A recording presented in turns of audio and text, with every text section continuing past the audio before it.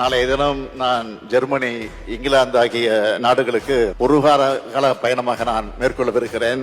இப்போ இந்த பயணத்துல என்ன திட்டமிட்டிருக்கோம்னா, நம்முடைய தமிழ் சமுதாயம் சுயமரியாதையோடு தலை நிமிர்ந்து நடைபெறுவதற்கு காரணம் தந்தை பெரியார் அவர்கள். அதனால்தான் தந்தை பெரியாரை பற்றி எழுதின பாவேந்தர் பாரதிதாசன் அவர்கள் சொன்னார்கள், தொண்டு செய்து பழுத்த பழம், தூய தாடி மார்பில் விழும், மண்டை சுரப்பு உலகு தொழும், மனகுவையில் சிறுத்தை எழும்னு எழுதினார். உலகின் மிகப்பெரிய அறிஞர்களை தந்திருக்கக்கூடிய புகழ்மிக்க அறிவுசார் நிறுவனமாக போற்றப்படும் ஆக்ஸ்போர்ட் பல்கலைக்கழகத்துல அறிவாசன் தந்தை பெரியாருடைய திருவுருப்படம் திறக்கப்பட இருக்கிறது. அதை என்னுடைய திருக்கரங்களால் திறந்து வைக்க இருக்கிறேன். தந்தை பெரியார் தமிழ்நாட்டில் பிறந்து தமிழில் பேசி எழுதியிருந்தாலும் அவருடைய சிந்தனைகள் இந்த உலகத்துக்கானது என்று அனைவருக்கும் பொதுவானது. அவர் வலியுறுத்தின சுயமரியாதை, பகுத்தறிவு, பெண் விடுதலை, ஏற்றத்தாழ்வு, தன்னம்பிக்கை, அனைவரும் சமம் ஆகிய கருத்துக்களுக்கு எல்லைகள் கிடையாது.